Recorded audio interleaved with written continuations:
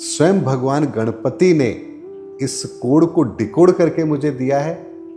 और इस कोड को डिकोड करने के बाद में जब इसको मैंने जहां भी अप्लाई किया है तो मेरे सामने एक बात पूरी तरह से स्पष्ट है कि ब्रह्मांड का रहस्य क्या है, इसकी चाबी क्या है। कल की मंदिर बन गया। कल की आए नहीं है लेकिन उनका मंदिर बन गया। अरे अगर मंदिर में ही भगवान होते तो फिर कल की को आने की आवश्यकता क्या थी। अभी तो हमारे वैज्ञानिकों ने शुरुआत की है। अरे ये ऊपर जो गोला घूम रहा है, ये सूर्य है, ये चंद्रमा है, ये हमारे जीवन को कैसे कंट्रोल कर सकता है। जब क्वांटम फिजिक्स पे जाएंगे तो आपको पता लगेगा कि वहां बैठे बैठे क्या कर सकता है। जिनकी कुंडली के अंदर 10th house, 11th house, 12th house में कोई ग्रह नहीं है, वो अपनी डेस्टिनी ना कभी बदल सकते हैं, ना परिणामों को बदल सकते हैं, कुछ भी कर लें।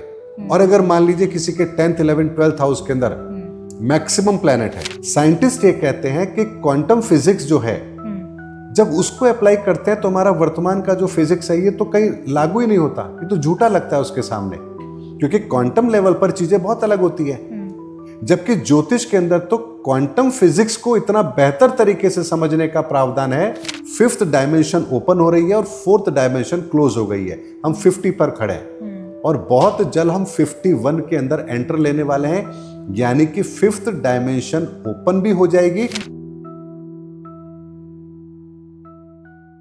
दी अय्यर शो के एक और अमेजिंग एपिसोड में आपका बहुत बहुत स्वागत है। और आप सबकी हाई डिमांड पे एक बार फिर से हम मनोज गुप्ता सर को दी अय्यर शो एपिसोड में लेकर आए हैं, क्योंकि स्टार्टिंग हमने करी थी कि धर्मयुग का जो शुरुआत है वो हो चुकी है। फिर हमने बात करी कलयुग का अंत हो चुका है। फिर हमने कल्कि के टॉपिक पे भी बात करी और बहुत सारा प्यार मिला आपकी तरफ से, तो उसके लिए तो सबसे पहले thank you thank you thank you.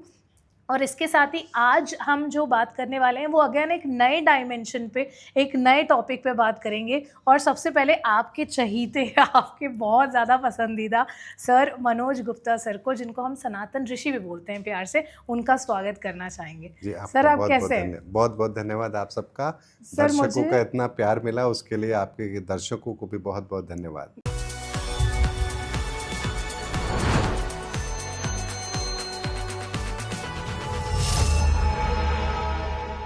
Sir मुझे लगता है मेरे चैनल का नाम हटा के मुझे मनोज सर सनातन ऋषि स्पेशल रख लेना चाहिए, क्योंकि इतना प्यार मिला है, इतना प्यार मेरे चैनल माध्यम भले मेरा रहा है, लेकिन वो सारा प्यार आपके लिए ही है। नहीं, ये हमारे दर्शकों का प्यार है जो उन्हें हमारे यहाँ तक लेकर के आता है। और निस्संदेह हम जो बात कर रहे हैं ये वो बात कर रहे हैं जिसकी वास्तव में इस समय डिमांड है, जरूरत है। हर इंसान परेशान है, हर इंसान को समाधान चाहिए, लेकिन जब समाधान के लिए इंसान जाता है तो फिर कहीं ना कहीं उसे किसी क्रियाओं में फंसा दिया जाता है और वो इंसान सच से इतना दूर हो जाता है कि आखिर उसे लगता है कि आखिर सच है क्या, सच है भी या नहीं है। तो बात वही आती है कि अंतिम सत्य क्या है। तो अंतिम सत्य क्या है इसको जानने से पहले ये समझिए कि प्रथम सत्य क्या है। अगर फर्स्ट आपको पता लग गया कि प्रथम सत्य क्या है तो आपको अंतिम सत्य ढूंढने की आवश्यकता ही नहीं होगी। और प्रथम सत्य तो ईश्वर ही है और ईश्वर का ही पोर्टल अब ओपन हो चुका है, यानी कि धर्मयुग तो आरंभ हो चुका है, लेकिन जो पोर्टल ओपन हो रहा है वहां से हमें ईश्वर की कृपा डायरेक्ट मिलेगी, कोई मीडिएटर नहीं होगा। जैसे प्रहलाद के सामने भगवान थे, नरसिंह अवतार में आए और सीधा उनके दुखों का हरण किया, वैसे ही ये जो नवरात्रे है, शारदीय नवरात्रे, यहाँ से जो पोर्टल ओपन हो रहा है वो सीधे सीधे वो पोर्टल ओपन हो रहा है जहाँ ईश्वर स्वयं हमारी तकलीफों का समाधान करने के लिए आने वाले हैं। सर जैसे धर्मयुग की स्थापना हो जाए या धर्मयुग की शुरुआत हो जाए, कल्कि का उदय हो चुका है ना, और सतयुग जो है वो आ गया है, जो कलयुग है उसका अंत होने वाला है। सर और भी बहुत सारे एस्ट्रोलॉजर्स हैं, लेकिन आप एक एस्ट्रोलॉजर होने के बाद भी आप कभी भी रेमेडीज़ की या इन सब चीज़ों की बात नहीं करते। आपका जो एक डायमेंशन है या नैरेटिव होता है वो इतना अलग है कि मैंने यूट्यूब पे किसी का भी नहीं देखा है। तो ये सब कहाँ से आ रहा है आपके पास नॉलेज? देखिए, अगर मैं ये कहूँ कि एस्ट्रोलॉजी को कोई जानता ही नहीं कि वास्तव में एस्ट्रोलॉजी होती क्या है, ये मैं हकीकत बता रहा हूँ। और अगर मैं ये बात कहूँ कि इस समय पर जितने भी लोग एस्ट्रोलॉजी कर रहे हैं, चाहे वो आप दिग्गज बड़े बड़े लोगों का आप नाम ले लीजिए, वो केवल किताबों को पढ़कर के एस्ट्रोलॉजी के सिद्धांतों को समझ के दुनिया को समाधान दे रहे हैं। लेकिन मैं जिस एस्ट्रोलॉजी की बात कर रहा हूं, मैं ऊर्जाओं के लेवल पर एस्ट्रोलॉजी की बात कर रहा हूं कि एस्ट्रोलॉजी काम कहां से करती है, एस्ट्रोलॉजी आरंभ कहां से हुई।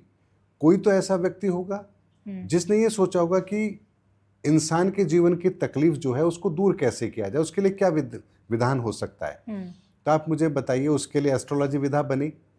तो उन्होंने जब एस्ट्रोलॉजी की विधा बनाई तो उनके दिमाग में क्या कॉन्सेप्ट चल रहा होगा, ये 12 ही घर क्यों होते हैं, 12 ही राशि, फिर यहाँ पर एक घर का मान इतना, फिर यहाँ पर और भी सारी कैलकुलेशन, इस ग्रह का इस ग्रह के साथ मिलकर ये बनना। तो आखिर इसके पीछे वो कौन सा विज्ञान है जो काम कर रहा है? क्या कोई एस्ट्रोलॉजर इस पर जाकर के बात करता है? नहीं। उन्हें सिर्फ इतना पता होता है ये कॉम्बिनेशन से ये बन रहा है, इसका मतलब ये होगा, चलो उनको ये समाधान बता दें। अगर ऐसा ही होता तो फिर बताइए, सिद्धांत वही है, सिद्धांत कभी नहीं बदलेंगे एस्ट्रोलॉजी में। संहिता शास्त्र फिर बार बार क्यों बदली? भृगु ऋषि ने अलग दी, रावण ने अलग बनाई, पराशर मुनि ने अलग बनाई, तो फिर ये अलग अलग क्यों? क्योंकि ये विज्ञान भी वर्तमान के अंदर कैसे काम करेगा, इसके पीछे भी बहुत बड़ी कैलकुलेशन है। तो अब आप बताइए, धर्मयुग में जब हम प्रवेश कर चुके हैं तो यहाँ पर ज्योतिष के सिद्धांत क्या यही चलेंगे? नहीं, ऐसा नहीं हो सकता। तो धर्मयुग के ज्योतिष के सिद्धांत इस समय कौन जानता है? आप सर। ऊर्जा के लेवल पर जो चीज हो रही है, जो परिवर्तन हो रहे हैं, उसको लेकर के हम आने वाले समय की क्या तैयारी कर रहे हैं, दुनिया को कैसे समाधान मिलेगा, इस संदर्भ में क्या कोई बात कर रहा है? हम तो आज भी वही चल रहे हैं, तुम्हारा राहु खराब, तुम्हारा केतु खराब। अरे भाई, राहु केतु कभी खराब नहीं है, सूर्य खराब नहीं है, चंद्रमा खराब नहीं, वो तो एक ही है। हमारा सूर्य क्यों खराब हुआ, हमारा चंद्र तत्व क्यों खराब हुआ, उसको सही करने के लिए हमें क्या करना चाहिए, ये कौन बताएगा? क्या कुंडली के अंदर 369 की एनर्जी काम करती है? क्या इस विज्ञान को कोई जानता है? नहीं। किस घर से 3 की एनर्जी देखी जाएगी, किस घर से 6 की एनर्जी देखी जाएगी, कहाँ से 9 की एनर्जी देखी जाएगी, और कितना आपको मौका मिला है अपनी जिंदगी के अंदर परिवर्तन करने का, ये कौन बताएगा आपको? ये सब कुछ कुंडली बताती है। यहाँ तक कि अगर किसी की कुंडली में, एक छोटा सा मैं उदाहरण देता हूँ, अगर किसी व्यक्ति की कुंडली के अंदर 10, 11 और 12 घरों में, यानी 10th हाउस, 11th हाउस और 12th हाउस में कोई भी ग्रह नहीं है, कोई भी ग्रह नहीं है, तो आप ये मान लीजिए कि उसकी जिंदगी के अंदर जो कुछ भी घटित होगा वो उसकी मर्जी से नहीं होगा। यानी वो जन्म के साथ ही ये लिखवा के आया है कि किस दिन किस समय पर उसके जीवन में क्या घटित होगा। वो लाख प्रयास कर ले तब भी उसके जीवन में कुछ बदलाव नहीं हो सकता। उसकी किस्मत जैसी लिख दी गई है वैसी रहेगी। इसको एक उदाहरण से समझिए। मान लीजिए पूरे साल नहीं पढ़ रहा और इस समय उसको पास होना है, तो लास्ट मोमेंट पर वो देखेगा, बुक देखेगा, कहेगा ठीक है 10 क्वेश्चन मैं देख लेता हूँ, पता लगेगा एग्जाम में वही 10 आए हैं। और अगर मान लीजिए इस साल उसको फेल होना है, पूरे साल पढ़ाई कर ले, एग्जाम में जब जाएगा तो देखेगा जो नहीं पढ़ा था वही आया है। तो जिनकी कुंडली के अंदर 10th house, 11th house, 12th house में कोई ग्रह नहीं है, वो अपनी डेस्टिनी ना कभी बदल सकते हैं, ना परिणामों को बदल सकते हैं, कुछ भी कर ले। और अगर मान लीजिए किसी के 10th, 11th, 12th हाउस के अंदर मैक्सिमम प्लैनेट है, 6 से ज्यादा प्लैनेट है, वो व्यक्ति अपने पुरुषार्थ से ना सिर्फ अपनी तकदीर बदल सकता है, बल्कि इस संसार के अंदर वो नया ज्ञान दे सकता है जो संसार के लिए जरूरत है।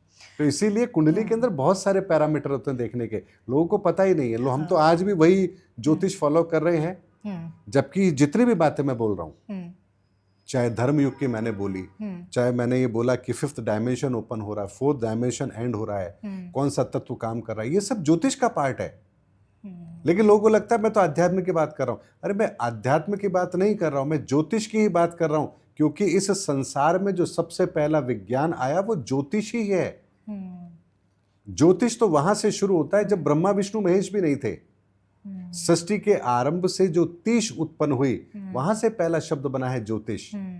और ज्योतिष के द्वारा हमें पता लगता है इस ब्रह्मांड में कितने डायमेंशन है, वो काम कैसे करते हैं, किस डायमेंशन में कौन सी चीज होती है। जैसे एक छोटी सी बात मैं आपके सामने रखता हूं।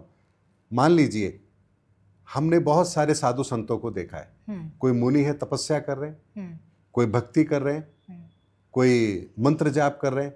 क्या आप मुझे बता सकते हैं इनके बीच में डिफरेंस क्या है? कौन सा आध्यात्मिक पुरुष किस डायमेंशन के लेवल पर बैठ करके काम कर रहा है? क्या आप बता सकते हैं? ज्योतिष बता सकती है। कैसे सर? अगर कोई फर्स्ट डायमेंशन के अंदर अध्यात्म के मार्ग पर है तो वो ध्यान साधना तप की बात करेगा, क्योंकि फर्स्ट डायमेंशन में वही प्रक्रिया काम आती है। सेकंड डायमेंशन में जो अध्यात्म के अंदर होगा वो मंत्र जाप की बात करेगा, भक्ति की बात करेगा, अपने मन को खुश रखने की बात करेगा, भक्ति भाव उसके भीतर होगा। थर्ड डायमेंशन में जो होगा वो धार्मिक यात्राएं करेगा, तीर्थों पर जाएगा, सेवा पूजा करेगा, क्योंकि थर्ड डायमेंशन में वो उसी तरह की चीजों के प्रति अट्रैक्ट होगा। फोर्थ डायमेंशन में होगा तो गहराई में जाएगा, आध्यात्म क्या है, भगवान क्या है, नरक क्या है, स्वर्ग क्या है। ये फोर्थ डायमेंशन में जो लोग होंगे वो इस तरह से आध्यात्म को देखेंगे। फिफ्थ डायमेंशन में जो होंगे वो किस तरह से आध्यात्म को देखेंगे, ये शास्त्र ग्रंथ क्या है, इनके अंदर जो लिखा है उसका सत्य क्या है, वो धर्म शास्त्रों को ही सब सर्वोपरि मानेंगे। सिक्स्थ डायमेंशन में जो होंगे वो दान को श्रेष्ठ मानेंगे कि जो हमने कमाया इसका हम जितना दान करेंगे, परमार्थ करेंगे, यहीं से हमें ईश्वर प्राप्त होगा। तो सिक्स्थ डायमेंशन में वो लोग होंगे। सेवेंथ डायमेंशन में कौन लोग होंगे? जो कहेंगे जियो और जीने दो, समाज का भला हो, लोगों की हम सेवा करें, माता पिता की सेवा करें, गरीबों की सेवा करें। इस सेवेंथ डायमेंशन में जो लोग हैं वो अध्यात्म के उस रास्ते पर चलेंगे। एट्थ डायमेंशन में जो लोग होंगे वो क्या कहेंगे? ये तो तुम्हारे कर्मों का फल है, कर्मों का फल तो भोगना पड़ेगा। एट्थ डायमेंशन वाले सब चीज कर्मों के आधार पर देखेंगे और कर्मों को ही दोषी मानेंगे और भाग्य के पीछे रहेंगे। जो नाइन्थ डायमेंशन में है वो क्या कहेंगे? वो कहेंगे परमात्मा एक है और उस परमात्मा तक कैसे पहुंचा जाता है इसका मार्ग ढूंढने के लिए हमें प्रयास करना चाहिए। ये नाइन्थ डायमेंशन के लोग हैं। तो आप बताइए, क्या ज्योतिष ने हमारे अध्यात्म को भी डिफाइन नहीं किया कि कौन आदमी किस लेवल पर जाकर अध्यात्म की क्रियाओं को अपना रहा है, तो किस डायमेंशन के अंदर है? तो ज्योतिष तो इतना बड़ा विज्ञान है जिस विज्ञान के सामने तो वर्तमान का विज्ञान कुछ भी नहीं है। यहां तक कि जो भौतिक शास्त्र आज हम पढ़ रहे हैं, साइंटिस्ट ये कहते हैं कि क्वांटम फिजिक्स जो है, जब उसको अप्लाई करते हैं तो हमारा वर्तमान का जो फिजिक्स है ये तो कहीं लागू ही नहीं होता, ये तो झूठा लगता है उसके सामने, क्योंकि क्वांटम लेवल पर चीजें बहुत अलग होती है। जबकि ज्योतिष के अंदर तो क्वांटम फिजिक्स को इतना बेहतर तरीके से समझने का प्रावधान है, जो हम आज भी जिसके बारे में ढूंढ रहे हैं वो तो हम बहुत पहले से जानते हैं। जैसे कि सर, जब कर्मों के सिद्धांत की बात करते हैं, क्वांटम फिजिक्स के अंदर एक बात आती है क्वांटम इंटेंगलमेंट। यानी अगर किसी भी लेवल पर अगर आप एक दो पार्टिकल आपस में कनेक्ट हुए हैं तो फिर चाहे वो अपने से कितने ही दूर क्यों ना चले जाएं, यहां तक कि एक पार्टिकल यहां हो और दूसरा ब्रह्मांड के दूसरे छोर पर हो, तब भी उनके बीच में एक रिलेशन मेंटेन रहता है और उसके बीच में दूरी कोई मायने नहीं रखती है। तो यहां अगर इस पार्टिकल ने अगर राइट स्विंग किया है तो वहां दूसरा पार्टिकल लेफ्ट स्विंग करेगा। ये क्वांटम इंटेंगलमेंट का एक प्रोसेस है, एक सिद्धांत है, जिस पर 2022 में 3 लोगों को नोबेल प्राइज मिला है। तो इस बात को आप समझिए। अच्छा, इस बात को ज्योतिष के अंदर हम समझेंगे तो कैसे समझेंगे कि हम सब उस ईश्वर की संतान है, परमात्मा से ही आत्मा अलग हुई है, यानी हम कभी उस परमात्मा का हिस्सा थे। तो बेशक चाहे हम उसका हिस्सा थे और आज हम अनंत कोटि ब्रह्मांड से दूर आज हम इस धरती पर हैं, लेकिन हमारा संबंध आज भी उस परमात्मा से है। तो परमात्मा जब चाहे वहां जो एक्शन करेगा, ठीक उसी सेकंड हमारे यहाँ पर हमारे जीवन के अंदर उसकी विपरीत प्रतिक्रिया होने लग जाएगी। तो क्वांटम इंटेंगलमेंट का वो सिद्धांत है जो ज्योतिष के अंदर इतना बेहतर तरीके से समझाया गया है, जिसको यदि हम समझना चाहें तो हमारा दिमाग जो है ना वो किसी और डायमेंशन में चला जाएगा कि ऐसा भी होता है क्या। तो हम तो अभी तक ज्योतिष को केवल राहु केतु और सूर्य चंद्रमा और इन्हीं तक लेकर देखते हैं, जबकि संपूर्ण सृष्टि के ब्रह्मांड के रहस्य को प्रकट करने की ताकत ज्योतिष में है। और वैदिक समय पर जितने भी ऋषि होते थे, पहले वो गणितज्ञ होते थे, उसके बाद में वो ज्योतिष के ज्ञाता होते थे, उसके बाद में थर्ड स्टेज पर जाकर के ऋषि परंपरा आरंभ होती थी। तो इसीलिए जो आप कहते हैं सनातन ऋषि मेरा दिया हुआ नाम नहीं है या किसी इंसान का दिया हुआ नाम नहीं है, ये भगवान गणपति के द्वारा दिया गया नाम है। कोई विश्वास करे या ना करे, लेकिन जो चीज मुझे भगवान गणपति के द्वारा मिली है मैं तो उसको श्रद्धा से सदैव अपने पास रखूंगा, और जो कार्य उन्होंने दिया है मुझे ईमानदारी से वो काम करना है। बिल्कुल। तो भगवान गणपति का आशीर्वाद है और लोगों तक ये सच पहुंचे, लोग इससे जुड़े, अपनी आत्मा का कल्याण करें, यही हमारा उद्देश्य होना चाहिए। बिल्कुल। और सर एक और सवाल जो यूट्यूब में अगेन किसी को भी नहीं मिलेगा, वो सिर्फ आपको दी अय्यर शो में मनोज सर ही बता सकते हैं, वो ये है कि सर आपने लास्ट पॉडकास्ट में बोला था कि एक नया पोर्टल जो है, डायमेंशन जो है वो ओपन होगा और एक जो पोर्टल है, जो डायमेंशन है वो समाप्त होगा। तो सर अब सबके दिमाग में ये जिज्ञासा है कि क्या ओपन होने वाला है, कौन से डायमेंशन में हम जाएंगे और वहाँ पे क्या होगा? देखिए, इस क्वेश्चन का आंसर थोड़ा लंबा है, लेकिन मैं आपको डिटेल में दूंगा ताकि हमारे दर्शकों के दिमाग में भी कोई कंफ्यूजन ना रहे। इस ब्रह्मांड के निर्माण के अंदर एक चीज बहुत अच्छी तरह से काम करती है, वो ये है कि 7 एनर्जीज इस ब्रह्मांड में है। इन 7 एनर्जीज से ही ये पूरा संसार बना है। इसीलिए रेनबो में भी आपको 7 कलर्स मिलेंगे, संगीत के 7 सुर, हमारे शरीर के अंदर भी 7 ऊर्जा चक्र, हर जगह 7 का ही आपको एक कॉम्बिनेशन मिलेगा। यहाँ तक कि आप देखिए कि आपके 2 कान, 2 आंख, नाक के 2 छेद और एक मुंह, टोटल 7 ही है। यानी कि 7 का इम्प्लीमेंट तो हर जगह होगा जहां ब्रह्मांडीय ऊर्जा होगी। तो हमारे भीतर भी अगर वो ईश्वर है तो 7 का कॉम्बिनेशन काम करेगा। यहां तक कि सृष्टि के जितने भी जीव हैं उनके भीतर भी 7 का कॉम्बिनेशन तो मिलेगा। कान सबके मिलेंगे, आंखें मिलेंगी, नाक भी मिलेगा और मुंह भी मिलेगा। तो ये सबसे पहला कॉन्सेप्ट हमको समझना चाहिए। तो यहां पर जब ब्रह्मांड की पहली ऊर्जा, दूसरी ऊर्जा, तीसरी ऊर्जा, इस तरह से 9 ऊर्जाओं का, यानी 7 ऊर्जाओं के बाद जब 9 डायमेंशन क्रिएट होती है, ध्यान रखिए ऊर्जाएं 7 हैं, डायमेंशन 9 है। ठीक है, इन 9 डायमेंशन के अंदर ही ये 7 ऊर्जाएं इस तरह से हैं जिससे संसार का निर्माण हो और ये गति चले। लेकिन 9 के बाद में क्या आता है? 0, 10 आता है। 10 में आप देखिए वही फर्स्ट डायमेंशन का पहला वो तत्व, ईश्वरीय तत्व, और उसके साथ में एक शून्य है। ये शून्य क्या है? ये शून्य ये बताता है कि यहाँ इस डायमेंशन की क्लोजिंग हो गई है, लॉक हो गया, लॉक हो गया ये। अब इसमें से कुछ नहीं निकलेगा। अब इसके बाद जो अगला स्टेप आएगा वो आएगा 11 का।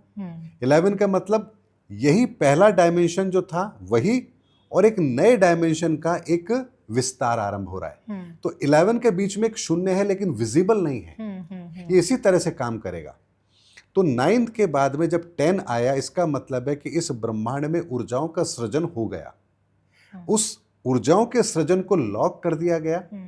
यहां से त्रिदेवों की रचना कंप्लीट हो चुकी है और अब प्रकृति के अंदर विस्तार शुरू हो चुका है। तो 11 ये बताता है कि इस धरती पर अब सतयुग का डायमेंशन ओपन हो गया है। अब ये डायमेंशन विस्तार लेगा उसी तरह से जैसे आरंभ में हुआ 1 से लेकर 9 तक। तो 11, 12, 13 यानी डायमेंशन वही रहेगा, लेकिन इस डायमेंशन के अंदर भी एक एक्सपेंशन आपको देखने को मिलेगा। 11 में पहले डायमेंशन के अंदर सत्य की स्थापना, सेकंड डायमेंशन में उस दूसरे तत्व की स्थापना। इस तरीके से जब ये कंप्लीट हो जाएगा तो अगेन आप 19 पर आ जाएंगे। जब आप 19 पर आएंगे तो अगेन ये जो डायमेंशन है क्लोज होगी। तो यहां कौन सा डायमेंशन ओपन होगा? अगला। तो 1 के बाद 2 आता है, तो 19 के बाद वो 20 का फिगर आएगा। 20 का फिगर मतलब सेकंड डायमेंशन अब यहां ओपन हो रहा है और फर्स्ट डायमेंशन लॉक हो रहा है, दैट मीन्स 20। और ये प्रक्रिया हर जगह दोहराई जाएगी। और जानते हैं इस समय हम कहां खड़े हैं? हम 50 पे खड़े हैं, 50 पे खड़े हैं। 50 पे खड़े हैं यानी कि 5th डायमेंशन ओपन हो रही है और 4th डायमेंशन क्लोज हो गई है। हम 50 पर खड़े हैं और बहुत जल्द हम 51 के अंदर एंटर लेने वाले हैं, यानी कि 5th डायमेंशन ओपन भी हो जाएगी और उसके स्टैब्लिशमेंट का काम शुरू हो जाएगा।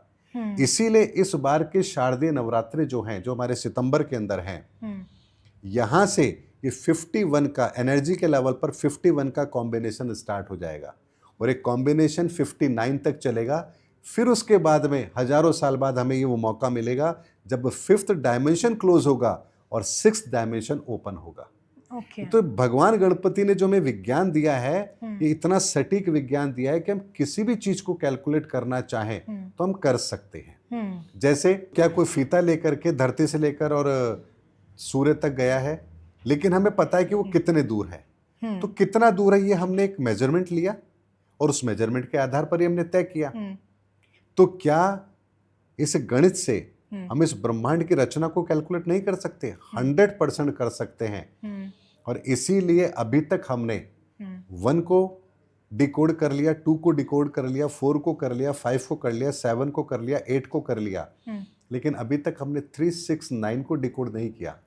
और 369 को डिकोड करेंगे ना तो पता लगेगा कि धरती का विज्ञान काम कैसे करता है। और आपके चैनल पर ये बात बोल रहा हूं, 2 साल से बहुत पहले ही, यानी कि लगभग 2.5-3 साल हो गए हैं, ये 369 का कोड डिकोड किया जा चुका है। स्वयं भगवान गणपति ने इस कोड को डिकोड करके मुझे दिया है। और इस कोड को डिकोड करने के बाद में जब इसको मैंने जहां भी अप्लाई किया है तो मेरे सामने एक बात पूरी तरह से स्पष्ट है कि ब्रह्मांड का रहस्य क्या है, इसकी चाबी क्या है और हर समस्या का समाधान क्या है, ये मुझे अच्छी तरह से पता है। लेकिन मुझे कोई अपनी पब्लिसिटी के लिए कोई स्टंटबाजी नहीं कर रही है कि मैं कहूँ देखिए मैंने 369 को डिकोड कर लिया। मेरा उद्देश्य केवल एक यही है, हम इस धरती पर जो 800 करोड़ लोग हैं, हमें अपनी समस्या का समाधान मिले, ये संसार बेहतर हो, सुखी हो, संपन्न हो, इंसान इंसान की कद्र करे, मानवता की स्थापना हो, एक ऐसे धर्म की स्थापना हो जो हम मनुष्यों के लिए बना हो, ना कि हमें जातियों में बांटने के लिए बना हो। अब सर क्योंकि कल की द्वादशी आ रही है और कल्कि के बारे में तो आप इतनी बातें बताते हैं और मुझे बहुत सारे और भी सवाल आपसे पूछने हैं, क्योंकि आपने पिछले पॉडकास्ट में बोला था कि कल्कि का उदय हो चुका है। तो पहला सवाल तो ये है कि ये कल्कि द्वादशी आखिर हम मनाते क्यों हैं? देखिए, एक बात आपको बताता हूँ कि जब कोई बात हमारे धार्मिक शास्त्र ग्रंथों में कही जाती है, लिखी जाती है, तो बहुत से लोग उसका व्यापारिक मतलब निकालते हैं। कल्कि मंदिर बन गया, कल्कि आए नहीं है लेकिन उनका मंदिर बन गया। अरे अगर मंदिर में ही भगवान होते तो फिर कल्कि को आने की आवश्यकता क्या थी? कल्कि द्वादशी यानी कल्कि द्वादशी के दिन प्रकट हो रहे हैं, ऐसा ही मानना होगा। तो अभी तो कल्कि प्रकट भी नहीं हुए तो द्वादशी हमने कैसे मान ली? लेकिन आपको एक बात बताता हूं, कल्कि द्वादशी का वास्तव में जो मतलब है वो क्या है? द्वादश का मतलब होता है 12, यानी कल्कि के पास इन 12 की 12 ऊर्जाएं जो हैं, जो कि हमारे ज्योतिष विज्ञान के अंदर लगती हैं, इनका संपूर्ण रहस्य कल्कि के पास होगा। यानी 9 तक की ऊर्जाएं एक अलग डायमेंशन को रिप्रेजेंट करती है और बाकी के जो 3 हैं, यहां हमें कर्म करने की स्वतंत्रता है। बड़े ध्यान से समझिएगा आप।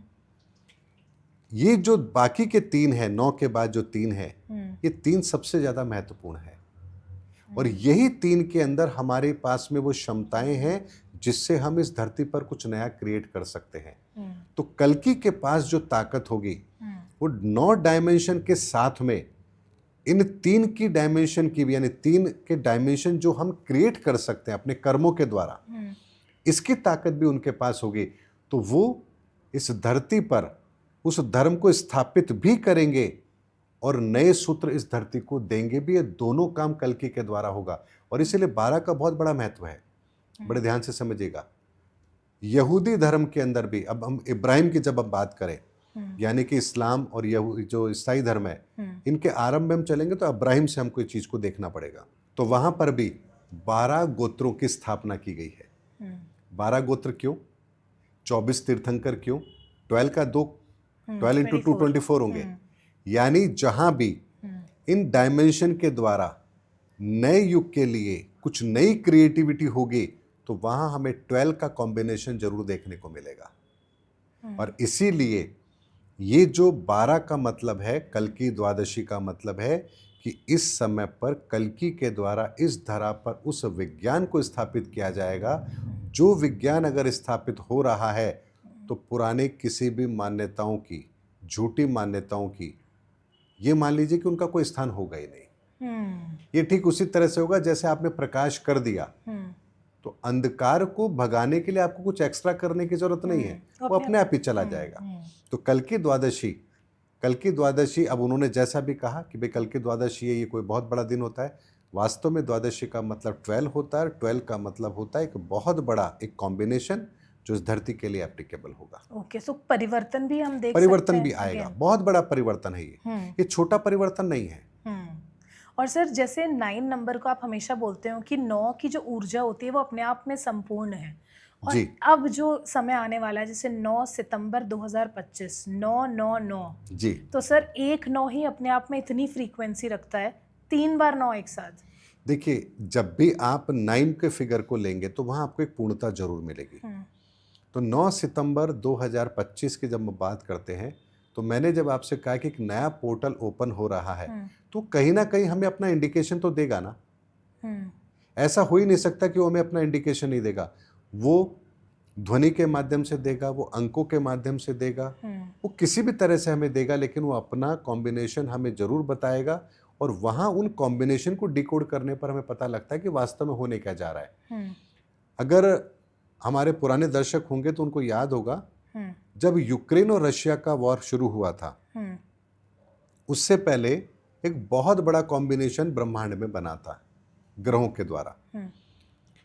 वो जो कॉम्बिनेशन बना था वो ये बना था कि एक ऐसा अम्ब्रेला बन रहा था कि इस समय पर जो चीज भी शुरू हो गई वो एंडलेस होगी।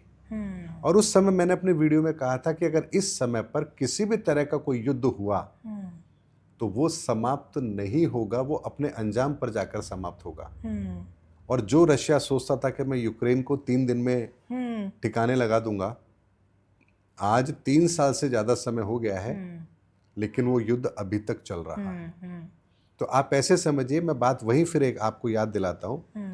क्वांटम इंटेंगलमेंट की जब बात आती है तो वहां पर एक थ्योरी आती है कि जब तक कोई ऑब्जर्वर नहीं होगा उसको देखने के लिए, तब तक वो पार्टिकल अपना बिहेव बिल्कुल अलग रखते हैं, और जैसे कोई ऑब्जर्वर उनको देखता है वो अपना बिहेव चेंज कर देते हैं। इसी तरह से इस धरती पर भी हम मनुष्य जो कुछ भी करते हैं, हम मनुष्यों के कर्मों की गति को ऑब्जर्व करने के लिए ये प्लैनेटरी पोजीशन है, ये ऑब्जर्व करती है, तो हम जाकर के उन चीजों को मूव करते हैं। यानी कि हमारे जीवन के ऊपर इन ग्रहों की गति का इतना बड़ा नियंत्रण है, और ये चीज हमें तब समझ आएगी जब हम क्वांटम फिजिक्स को बहुत बेहतर तरीके से समझ लेंगे। अभी तो हमारे वैज्ञानिकों ने शुरुआत की है।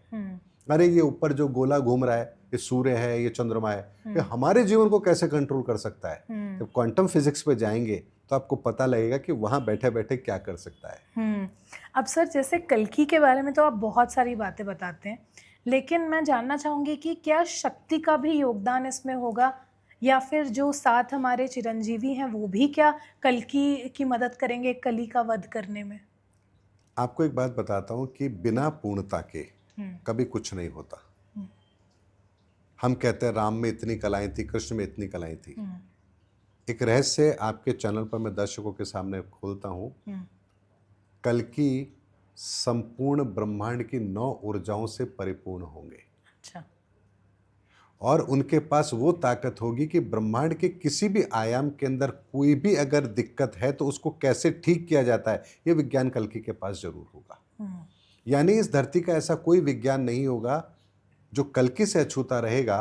तो आप समझ लीजिए कि जिसके पास इस संसार की समस्त समस्याओं का समाधान हो, फिर उन्हें कोई नया काम करने से कोई कैसे रोक सकता है। तो अभी तो हम बहुत छोटे लेवल पर सोच रहे हैं, हम इंसानों की सोच बहुत छोटे लेवल पर है। मुझे एक बात बताइए, दुनिया में लड़ाई किस बात की है? सिर्फ संसाधनों की लड़ाई। हाँ, आपने एक बार कहा था जर, जोरू और जमीन। 3 लड़ाइयां होती है। जर की लड़ाई हो चुकी, जोरू की लड़ाई हो चुकी है, जमीन की भी हो चुकी है। अब जो लड़ाई हो रही है ये बहुत अलग तरह की है। ये कली के पूरी तरह से खात्मे की लड़ाई है। बड़े ध्यान से समझिएगा इस बात को। और कली कहीं एक जगह नहीं है, कली इस संसार के अंदर हर जगह व्याप्त है। तो सोचिए कि जो कली हर जगह व्याप्त है उसको खत्म करने के लिए जो लड़ाई लड़ी जाएगी, क्या वो लड़ाई छोटी होगी? नहीं सर। उस लड़ाई का स्तर क्या होगा, जरा इस बात को सोचिए। और उसके पैरामीटर क्या होंगे, उसके लिए शस्त्र कौन से होंगे, जरा इस बात को सोचिए। इसीलिए एक छोटी सी बात आप लोगों के सामने रखता हूं। हमने सुना है शस्त्र और शास्त्र। शस्त्र और शास्त्र ये दो चीजें अलग अलग क्यों हैं? यानी सनातन विज्ञान ये कहता है कि पहले शास्त्र पढ़िए, शास्त्र आपको नया रास्ता दिखाएंगे, सही रास्ता दिखाएंगे। लेकिन अगर कोई शास्त्र पढ़ करके भी ना माने, तब आप क्या करेंगे? शस्त्र उठाइए। तब आप शस्त्र का प्रयोग करेंगे। तो अहिंसा परमो धर्म नियम यहाँ लागू हुआ क्या? नहीं हुआ, क्योंकि शस्त्र भी और शास्त्र भी, दोनों के बीच में कोई भेद नहीं है। शास्त्र भी शस्त्र की तरह काम करता है। तभी तो आप देखिए, दो विद्वानों के बीच में शास्त्रार्थ होता है, तो एक तरह से हथियारी तो है जो प्रयोग करे एक दूसरे के प्रति, वहां भी तो हार जीत होती है। वो शब्दों के बाण है। तो जब शास्त्र काम नहीं कर रहा है, तब शस्त्र काम आता है।